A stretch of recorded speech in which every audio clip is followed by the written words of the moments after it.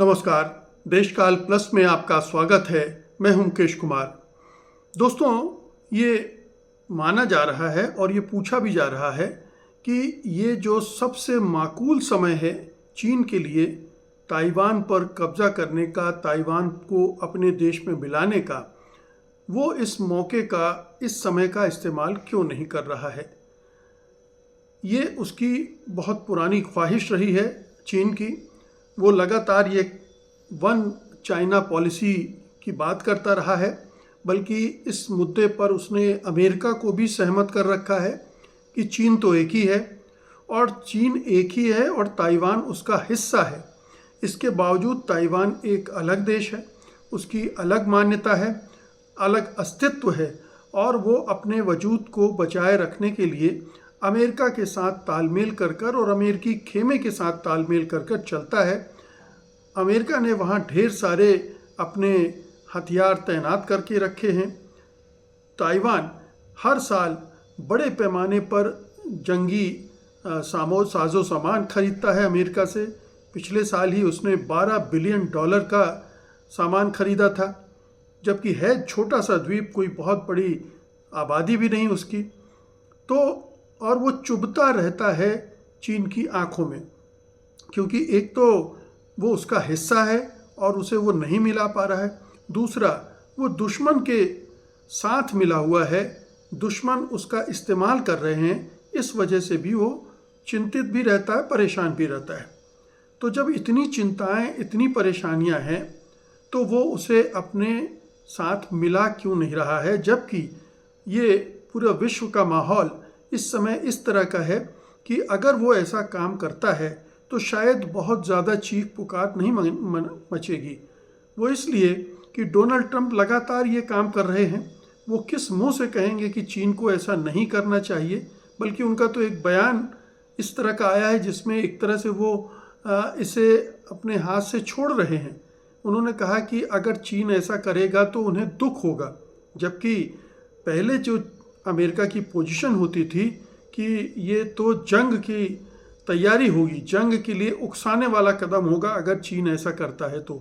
लेकिन Donald Trump ने कुछ दूसरे तरीके से इस बात को कहा और उससे लगता है कि एक तरह से वो मानते हैं कि अगर चीन ताइवान को अपने कब्जे में ले लेगा तो ये उसको अधिकार है। और ट्रंप जैसे सोच विचार वाले लोग ये इसलिए भी मानते हैं क्योंकि उन्हें यही सब करना है, वो यही सब कर रहे हैं। उन्होंने वेनेजुएला पर एक तरह से कब्ज़ा ही कर लिया है, उसके पूरे तेल इंडस्ट्री पर उनका कब्ज़ा है। जितना भी वेनेजुएला का तेल बिक रहा है उसका पैसा पहले अमेरिकी ख़जाने में जाता है और फिर उससे जितना वेनेजुएला को देना है वो देता है। इसी तरह से वो क्यूबा पर कब्ज़ा करने की तैयारी कर चुके हैं।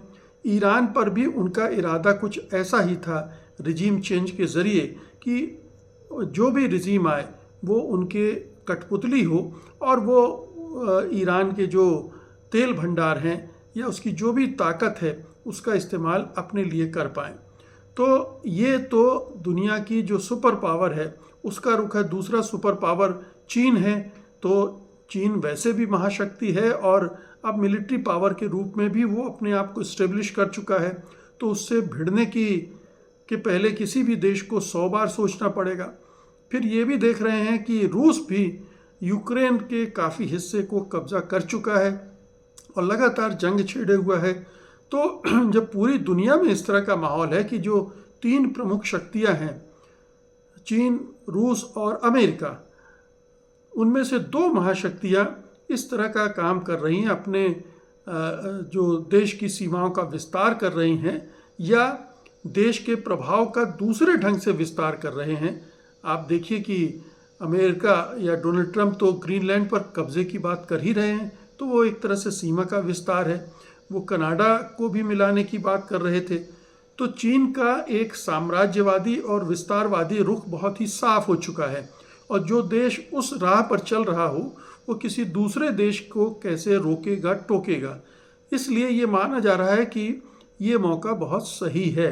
लेकिन सवाल उठता है कि चीन इस मौके का फ़ायदा उठा क्यों नहीं रहा है, वो क्यों रुका हुआ है, क्यों इस मौके के ये ऐसा मौका उसे फिर मिलेगा या नहीं मिलेगा, ये तो कहना मुश्किल है, क्योंकि नवंबर के बाद क्या पता ट्रंप कमज़ोर हो जाए और कोई जब चुनाव के बाद 2-2.5 साल बाद जब चुनाव हो तो कोई ऐसा राष्ट्रपति आए जो फिर ताइवान के साथ खड़ा हो जाए। तो जो चीन है, दरअसल चीन को अभी बहुत सारे लोग ठीक से समझ नहीं रहे हैं। चीन को वो अमेरिका की कार्बन कॉपी के रूप में देख रहे हैं कि जैसा कोई भी महाशक्ति करती है, अमेरिका करता रहा है। दुनिया भर के देशों में दखलंदाजी करना, रिजीम चेंज करना, अपना नियंत्रण, अपनी चौधराहट दिखाना, जगह जगह सैन्य अड्डे कायम करना और उनके ज़रिए अपना प्रभुत्व कायम करना। तो ये एक शैली रही है पिछले दौर की जो राजनीति रही है, अंतर्राष्ट्रीय राजनीति और ख़ास तौर पर अमेरिका की, वो यही रही है। राजनीति कह लें, रणनीति कह लें, वो इस ढंग से अपना प्रभुत्व कायम किए हुए था। चीन की जो रणनीति दिखती है वो अपना प्रभुत्व आर्थिक क्षेत्र में अपने प्रभाव को बढ़ाते हुए करना चाहता है, ना कि किसी देश में दखलंदाजी करके, वहाँ रिजीम चेंज करके, वहाँ उथल पुथल मचाकर, किसी की हत्या करवाकर, किसी डिक्टेटर का साथ देकर, इस तरह की पॉलिसी उसकी नहीं है। और वो लगातार ये संकेत देता रहा है कि उसकी युद्ध में भी दिलचस्पी नहीं है, तो वो किसी तरह का जोखिम भी नहीं उठाना चाहता है ताइवान पर कब्जा करके, कि कोई ऐसी नौबत आए जिसमें एक जंग लड़नी पड़ जाए और अगर अमेरिका या नाटो के मुल्क और ऑस्ट्रेलिया और जापान ये सब खड़े हो जाते हैं उसके खिलाफ और कोई जंग उसे लड़नी पड़ती है, तो ये जो उसका अभी कारवां चल रहा है आर्थिक महाशक्ति बनने का, और आर्थिक महाशक्ति तो बन गया है लेकिन अमेरिका से भी आगे निकलने का, उसकी वो एकदम से उस पर ब्रेक लग सकता है।